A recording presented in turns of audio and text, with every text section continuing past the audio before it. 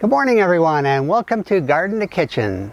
Today is a beautiful day in Ottawa, Ontario, Canada, and we're growing tomato plants. Today we're going to be talking about how to grow tomatoes, how to grow tomato plants from seed, and how to transplant them to your garden so you'll have huge tomato plants like the ones behind me. And I'm going to take you step by step and show you how to get these plants to be 7 feet tall. That's right, 7 feet tall, and load it with lots of tomatoes. So let's get started. Well, where did we start? Certainly about a month ago, to be exact, 34 days ago, a little over a month, this land here, this plot of tomatoes had nothing at all. It was completely bare. And started off that way and adding a little bit of fertilizer, all organic fertilizer that allowed the plants to grow this huge. In this particular tomato plant area, I have everything from red brandywine, black Krim, which is from the Crimean Sea area in Russia, and I have some Boxcar Willie. That's right, Boxcar Willie. And I have Cherokee Purple,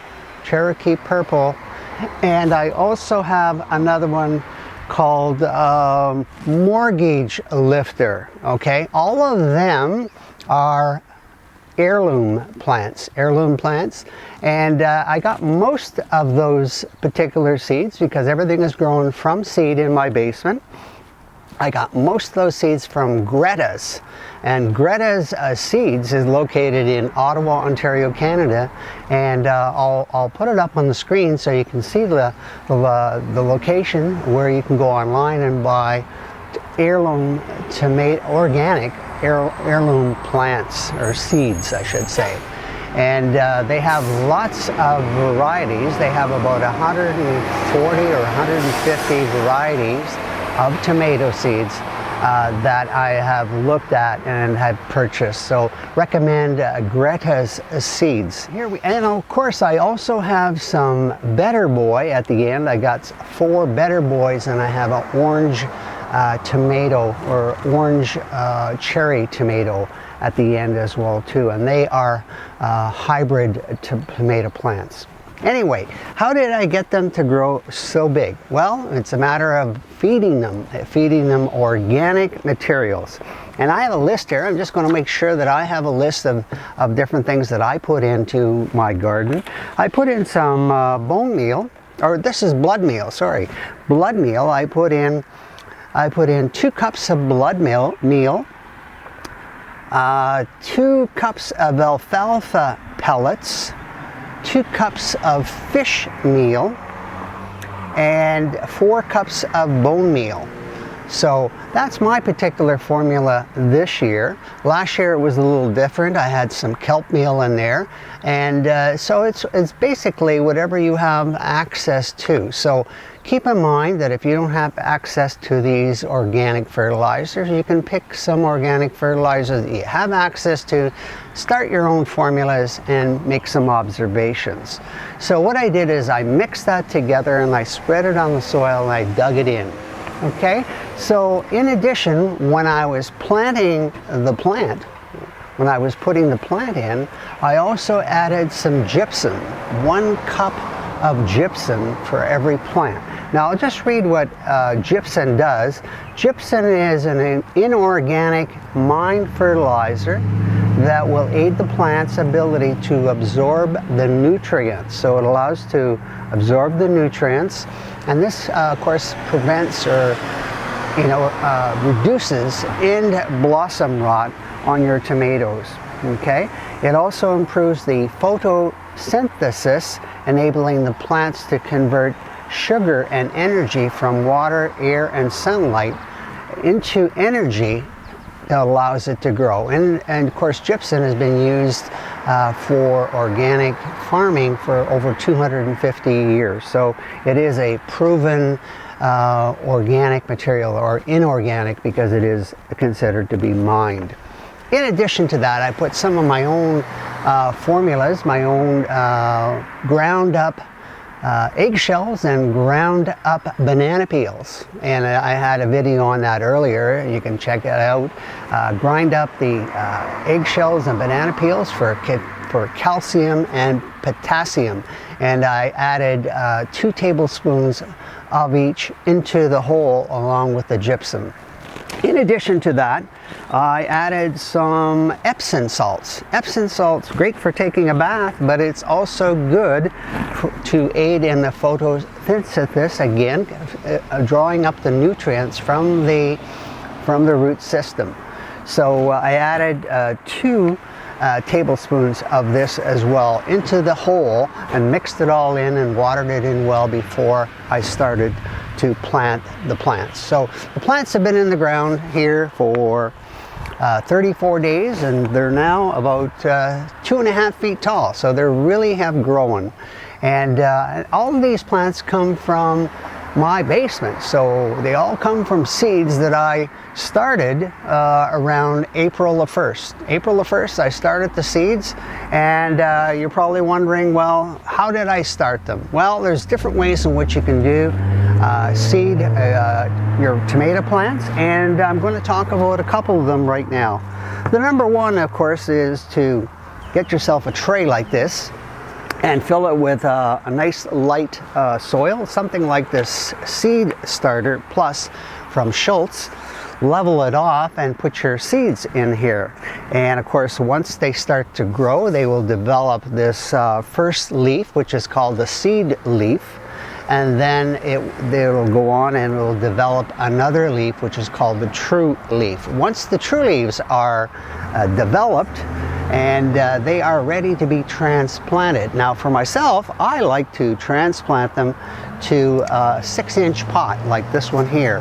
The 6-inch pot allows the roots to grow and become quite large. So of course I have a tray like this, and I can put 10 plants.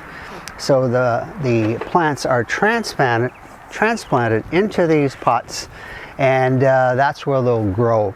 While I was transplanting one, I had the opportunity to pull one out, and it was so unique. I could see the plant itself with the true leaves, and it was growing from the seed, and it had a small root system. So I had to take a photograph of it, and it's so unique and so delicate at that particular stage. It was really, really interesting to see that. And of course, once those true leaves are created or developed, you can plant them there. So that's one way of doing it. Another way is to use a soil blocking machine. So it's hardly a machine, but it's a soil blocking device that was created by a company in Great Britain many years ago.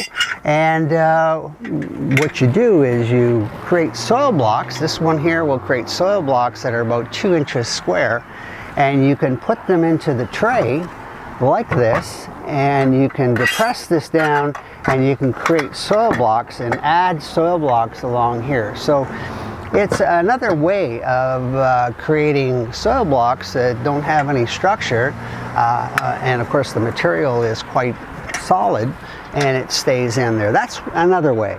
The way I did it this year is I used these Jiffy 7s, and here's the box, and here's the container I used. As you can see, the Jiffy 7s, some of you know about these. They're little pellets like this. They've been wrapped in a proprietary nylon stocking, although apparently it's not nylon, it's biodegradable.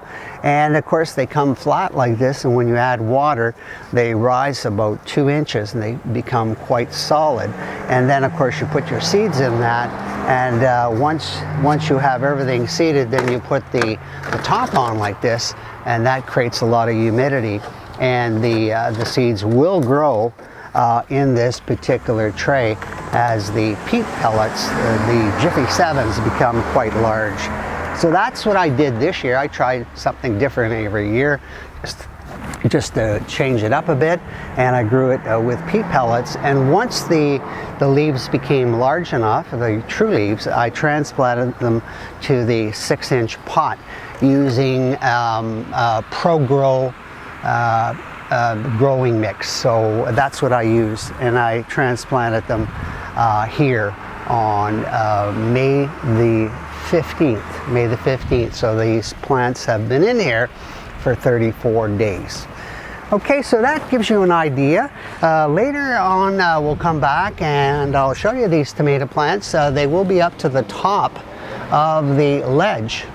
They grow about 6 to 7 feet tall easily because the soil has been amended with a lot of organic material, including some of my compost, which comes from my compost bin around the corner here.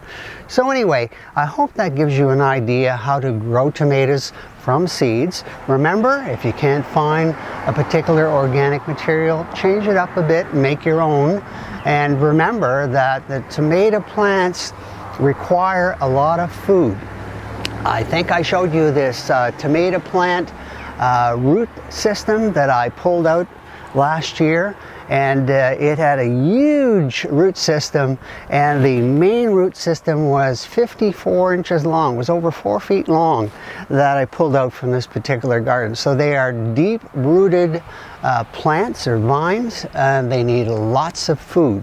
So don't forget to feed them, and of course you'll produce some really big juicy tomatoes. Okay, so I hope that gives you some ideas to grow tomatoes right from seed, different ways in which you can do it. So get out there and do it. Start growing your own tomatoes and they'll be 7 feet tall. That's right. Thanks for watching, and upon exiting the video, don't forget to subscribe. And I'll be sending you, if you subscribe, I'll send you all the upcoming videos from Garden to Kitchen. And if you have a chance, check out my blog at Garden to Kitchen by GarryCarter.blogspot.com. And there's a lot of great recipes and other things as well for gardening purposes. So thanks for watching, and we'll see you next time. Bye-bye.